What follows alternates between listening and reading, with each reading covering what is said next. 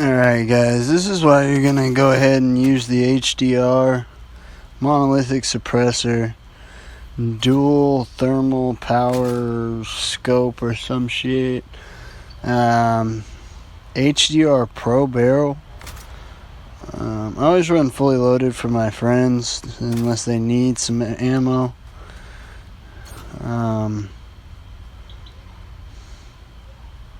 But this is how it works. Use that championship stock and you don't lose, or you lose the idle sway.